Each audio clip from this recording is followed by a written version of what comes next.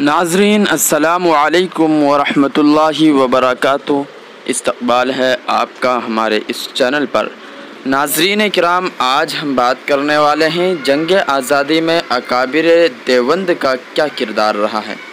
ناظرین، اکابر دیوبند کے کردار کو ہم لوگ بھلاتے آ رہے ہیں اور بھلاتے جا رہے ہیں، تو ناظرین اس کی یاد تازہ کے لیے ہم آپ لوگوں کے سامنے یہ ویڈیو پیش کر رہے ہیں۔ ناظرین کرام، ویڈیو شروع کرنے سے پہلے آپ لوگوں سے چھوٹی سی گزارش ہے کہ اگر آپ علماء دیوبند کے کردار کو جانتے ہیں یا سمجھتے ہیں یا سننا چاہتے ہیں تو اس ویڈیو کو ضرور لائک کیجیے اور دوسروں تک اچھی بات پہنچانے میں ہماری مدد کیجیے۔ ناظرین، جنگ آزادی میں اکابرین دیوبند حاجی امداد اللہ مہاجر مکی رحمۃ اللہ علیہ کا نام بھی آپ نے سنا ہوگا۔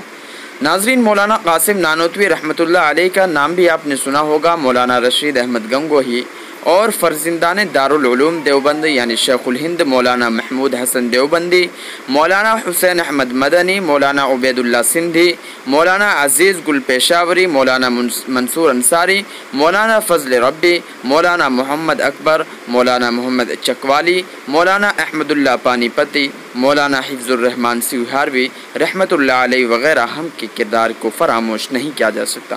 ہاں ناظرین، ان کے کردار کو فراموش نہیں کیا جا سکتا، ان کی قربانیوں کو فراموش کبھی نہیں کیا جا سکتا۔ ناظرین، 1912 میں ریشمی رومال تحریک کی ابتدا ہوئی، جس کے بانی فرزند اول دارالعلوم دیوبند تھے، جن کو دنیا شیخ الہند حضرت مولانا محمود حسن دیوبندی رحمۃ اللہ علیہ کے نام سے جانتی ہے۔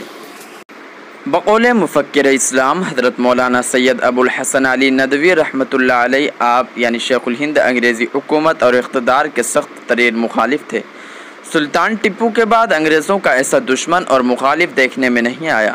اس تحریک میں اہم رول آپ کے شاگرد مولانا عبید اللہ سندھی رحمۃ اللہ علیہ نے ادا کیا۔ افغانستان کی حکومت کو مدد کے لیے تیار کرنا اور انگریزوں کے خلاف رائے عامہ بنانا مولانا عبید اللہ سندھی رحمۃ اللہ علیہ کا مشن تھا۔ شیخ الہند رحمۃ اللہ علیہ کے نمائندے ملک کے اندر اور ملک کے باہر سرگرم اور فعال تھے۔ افغانستان، پاکستان، صوبہ سرحد اور حجاز کے اندر قاصد کام کر رہے تھے۔ خلافت عثمانیہ کے ذمہ داروں سے مثلاً انور پاشا وغیرہ سے رابطہ کرنے کی کوشش کی اور ترکی جانے کا شیخ الہند نے خود مصم کر لیا تھا۔ اس مقصد کے لیے پہلا وہ حجاز تشریف لے گئے اور وہاں تقریباً 2 سال قیام رہا۔ اس اثنا میں 2 حج کیے۔ مکہ مکرمہ پہنچ کر حجاز میں مقیم ترک گورنر غالب پاشا سے ملاقات کی۔ ناظرین، ترکی کے وزیر جنگ انور پاشا سے بھی ملاقات کی، جو ان دنوں مدینہ آئے ہوئے تھے۔ انہیں ہندوستان کی صورتحال سے آگاہ کیا اور اپنے منصوبہ سے واقف کرایا۔ ان دونوں نے شیخ الہند رحمۃ اللہ علیہ کے خیالات سے اتفاق کرتے ہوئے ان کے منصوبے کی تائید کی اور برطانوی حکومت کے خلاف اپنی حکومت کے تعاون کا یقین دلایا۔ ناظرین، مولانا عبید اللہ سندھی رحمۃ اللہ علیہ نے کابل سے ریشمی رومال تحریک جو پورا روازدارانہ خطوط شیخ الہند مولانا محمود حسن رحمۃ اللہ علیہ کو مکہ مکرمہ روانہ کیے تھے۔ ان کو حکومت کے برطانیہ کے لوگوں نے پکڑ لیا۔ یہی شیخ الہند رحمۃ اللہ علیہ کی گرفتاری کا سبب بنی اور پورے منصوبہ پر پانی پھیر دیا۔ 1916 میں شریف حسین کی حکومت نے ان کو مدینہ منورہ میں گرفتار کر کے انگریزی حکومت کے حوالے کر دیا۔ شریف حسین نے خلافت عثمانیہ کے خلاف بغاوت اور غداری کی تھی اور برطانوی حکومت کا وفادار اور دوست تھا اور خلافت عثمانیہ اور مسلمانوں کی تحریک آزادی کا شدید مخالف تھا۔ ناظرین، مولانا حسین احمد مدنی رحمۃ اللہ علیہ فرماتے ہیں کہ جب شیخ الہند رحمۃ اللہ علیہ کو مالٹا جیل میں نظر بند کیا گیا تو انگریز میرے استاد کو ایک تہخانے میں لے گئے اور لوہے کی گرم تپتی ہوئی سلاخیں لے کر کمر پر لگاتے رہے اور ساتھ میں یہ فرماتے رہے کہ اے محمود حسن، انگریز کے حق میں فتویٰ دے دے۔ جب شیخ الہند رحمۃ اللہ علیہ ہوش میں آتے تو صرف یہی فرماتے تھے کہ اے انگریز، میرا جسم پگھل سکتا ہے، میں بلال کا وارث ہوں، میرے جلد ادھیڑ سکتی ہے، لیکن میں ہرگز تمہارے حق میں فتویٰ نہیں دے سکتا۔ شیخ الہند رحمۃ اللہ علیہ کے تحریک ریشمی رومال اور ساتھیوں کو بحیرہ روم میں واقع جزیرہ مالٹا جلا وطن کیا۔ مولانا حسین احمد مدنی رحمۃ اللہ علیہ، مولانا عزیز گل پیشاوری، مولانا حکیم نصرت حسین رحمۃ اللہ علیہ، مولانا وحید احمد رحمۃ اللہ علیہ وغیرہ ہم نے مدتوں اپنے استاد شیخ الہند رحمۃ اللہ علیہ کے ساتھ مالٹا کے قید خانے میں سختیاں برداشت کی۔ مالٹا کے قید خانے میں انگریزوں نے شیخ الہند رحمۃ اللہ علیہ کے ساتھ ظالمانہ برتاؤ کیا، سخت سے سخت سزائیں دی گئی۔ مولانا منصور انصاری، مولانا فضل ربی اور مولانا محمود اور مولانا محمد اکبر کا شمار اہم ارکان میں تھا۔ مولانا عبدالرحیم رائے پوری، مولانا محمد احمد چکوالی، مولانا محمد صادق کراچوی، شیخ عبدالرحیم سندھی، مولانا احمد اللہ پانی پتی، ڈاکٹر احمد انصاری وغیرہ سب مخلصین بھی مخلصانہ تعلق رکھتے تھے۔ ان کے علاوہ مولانا محمد علی جوہر، مولانا ابوالکلام آزاد، مولانا محمد علی لاہوری، حکیم اجمل خان وغیرہ بھی آپ کے مشیر و معاون تھے۔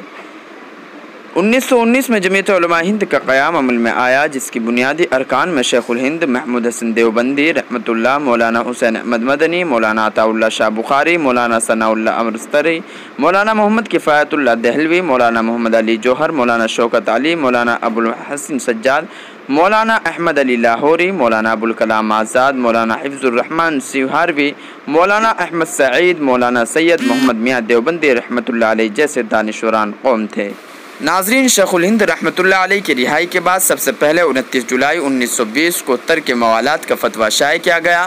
آپ کی وفات کے بعد آپ کے جانثار شاگرد مولانا حسین احمد مدنی نے آپ کے اس مشن کو جاری رکھا۔ مولانا مفتی کفایت اللہ دہلوی رحمۃ اللہ علیہ کی وفات کے بعد 1940 سے تادام آخر جمعیت علماء ہند کے صدر رہے۔ کئی بار برطانوی عدالتوں میں پھانسی کی سزا سے بچے۔ آپ انگریزوں کی حکومت سے سخت نفرت رکھتے تھے۔ آپ دارالعلوم دیوبند کے شیخ الحدیث کے منصب پر بھی فائز تھے۔ آزادی کے بعد اصلاحی کاموں میں مصروف ہو گئے، دینی خدمت و تزکیہ نفوس کے مقدس مشن میں لگے رہے۔ 5 دسمبر 1957 میں وفات پائی۔ دیوبند میں قبرستان قاسمی میں اسودہ خواہ بھی ہے۔ تو ناظرین، یہ ویڈیو آپ کو کیسی لگی؟ اپنی رائے کا اظہار ضرور کیجیے گا۔ اس ویڈیو کو دوسروں تک ضرور پہنچائیے گا کہ دارالعلوم دیوبند کے اکابر کے جو کردار ہیں، ان کی قربانی ہے، ان کی قربانی کو تازہ کیا جائے، جیسا کہ آج 15 اگست یوم آزادی کا دن ہے۔ تو ناظرین، اس ویڈیو کو زیادہ سے زیادہ شیئر کیجیے اور کومنٹ میں اپنی رائے کا اظہار ضرور کیجیے۔ اسی طریقے سے دارالعلوم دیوبند سے جڑی خبروں کے لیے ہمارے چینل کو سبسکرائب فرما کر بیل آئیکن کے بٹن کو ضرور دبائیے۔ شکریہ، دیجیے اجازت۔ السلام علیکم ورحمۃ اللہ وبرکاتہ۔ اور میں آپ سے یہاں کہہ رہا ہوں، یہ بہت کنٹروورشیل بات ہے، میں کہہ رہا ہوں یہاں، مودی کی حکومت کے باوجود اور مودی کی زندگی کے لیے آپ اسے پرائم منسٹر بنا دیے، تو بھی میں گارنٹی سے کہتا ہوں کہ ہندوستان مسلمانوں کے لیے، ہندوستانی مسلمانوں کے لیے ہندوستان، یہ اگر اور 100 سال نریندر مودی یہاں رہ جائے تو بھی ہندوستانی مسلمانوں کے لیے ہندوستان پاکستان سے ہمیشہ اچھا رہے گا انشاءاللہ۔